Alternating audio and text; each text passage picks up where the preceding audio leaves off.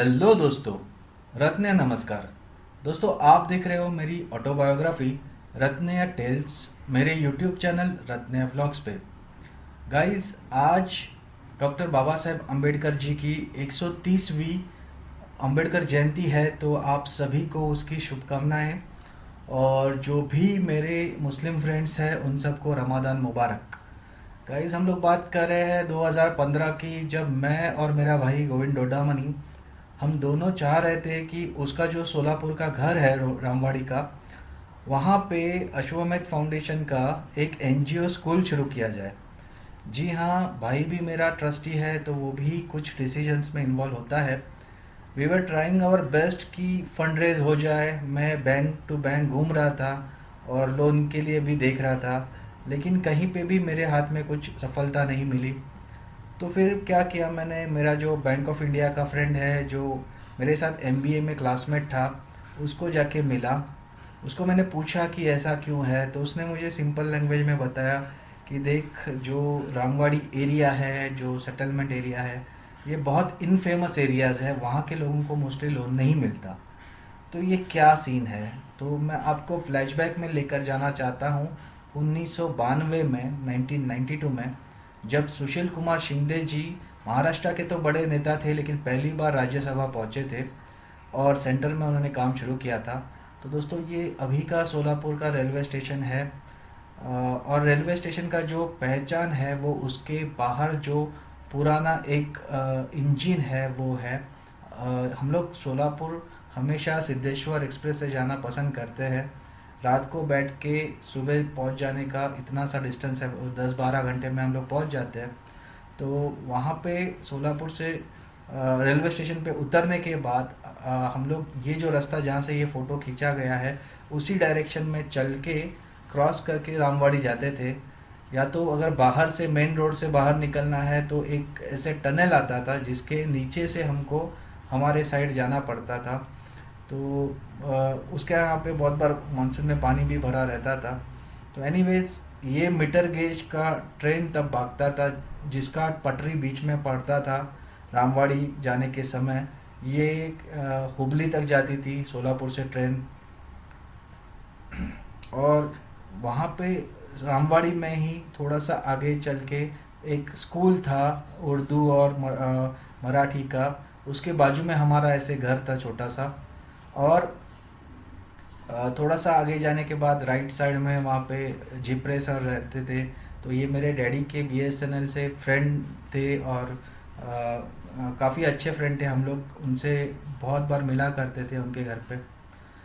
उनके अपोजिट ही एक शिम्बुडगन्ना का पेड़ था। अभी एक बेरी का नाम पता नहीं, हम लोग तो शिम्बुडगन्ना इसको बुलाते थे। तो उसके नीचे मेरे डैडी के चाचा का घर था, भरत मुत्या नाम है उनका। तो ये उनका फैमिली है, उनकी वाइफ, उनके दो बेटे और एक बेटी। तो बेटी के पीछे जो खड़ा है वो गोपाल है, वो ये फैमिली से बिलोंग करता है। तो ये अंसवा अज्जी है जो मेरे डैडी की बुआ लगती है, और ये उनकी बेटी है साथ में जो अभी नहीं है, और उनका बेटा है गोपाल जो हमारे साथ पीएनटी में काफ़ी साल रहा।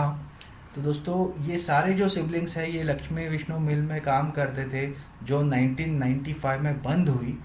उसके पहले मुझे अभी भी याद है, जब मैं 90s में पहले वहाँ पे जाया करता था तो मेरे चाचा, सिद्धू चाचा हो या मल्लू चाचा हो, उनके साथ ऐसे साइकिल पे बैठ के उनको उनका डैडी को टिफ़िन देने के लिए जाता था। तो उस समय पे एल्यूमिनियम के टिफ़िन्स होते थे इसी टाइप के, ये स्टेनलेस स्टील का है लेकिन उस समय एल्यूमिनियम के होते थे। तो उनके साथ बैठ के मील में हम लोग भी खाना खाते थे बहुत बार। और वहाँ पे 5 मील थी दोस्तों सोलापुर में वो टाइम पे। वहाँ पे सतरंजी बनती थी, पुलगम का आपने चादर तो यूज़ किया रहेगा, वैसे टाइप के चादर बनती थी। धोती हो, टॉवेल हो, नवारी साड़ियाँ हो, और बहुत सारा टेक्सटाइल का प्रोडक्ट्स वहाँ पे बनता था। क्या था कि जो मुंबई से लेके मद्रास का जो रेलवे है उसमें बीच में सोलापुर पड़ता था। तो बहुत स्ट्रेटेजिक लोकेशन था, इसलिए मुंबई का ही जो उद्योगपति है उन्होंने सोलापुर में जाके बेसिकली ये सारा 5 का 5 टेक्सटाइल मिल शुरू किया था। और हालत ये हुई कि जब टेक्सटाइल मिल बंद पड़ गई तो लोग बेरोज़गार हो गए और किसी के हाथ में कुछ काम नहीं था।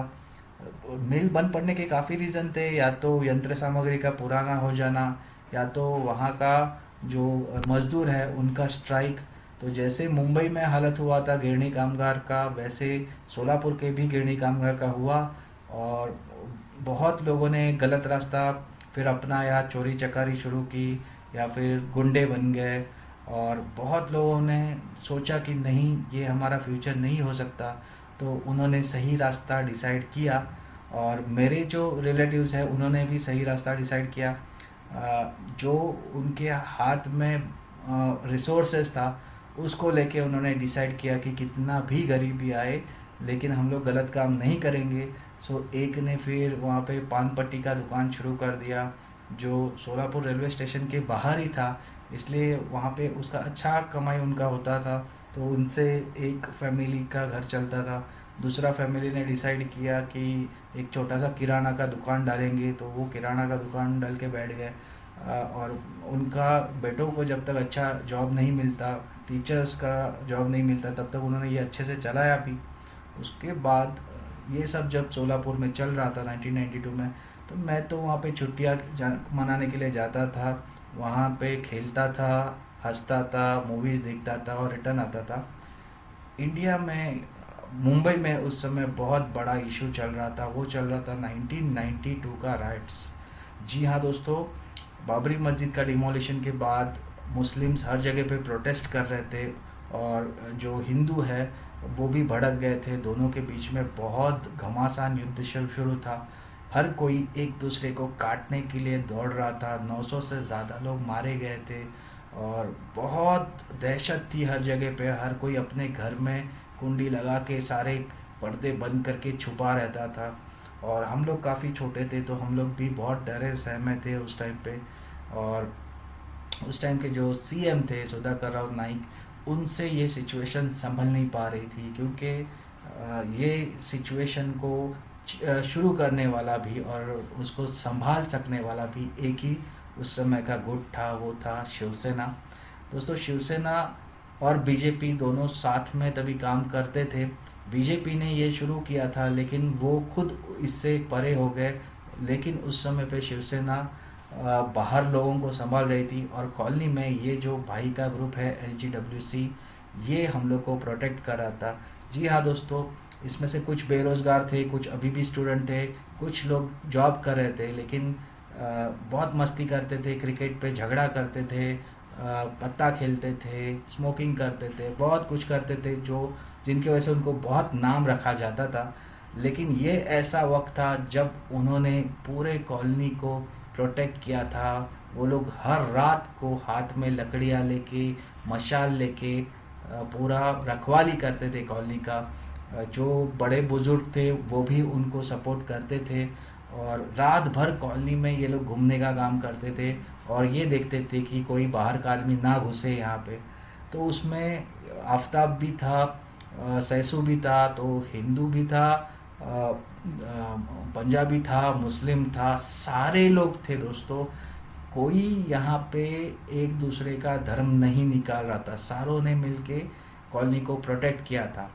जब शिवसेना प्रमुख बाला साहेब ठाकरे ने चाहा तब जाके ये जो राइट्स है वो बंद हुआ था, और इसीलिए उनको फिर हिंदू हृदय सम्राट का नाम मिला। और दोस्तों, आज के डेट में उनका ही बेटा उद्धव ठाकरे जी शिवसेना प्रमुख है, एंड उन्होंने अब सीएम पद संभाला है, और कोरोना के साथ जो लड़ाई चल रही है उसको वो फ्रंट से लड़ रहे हैं। तो दोस्तों, आज के लिए इतना ही। अगर वीडियो अच्छा लगा तो लाइक कर दो। Thank you very much, bye.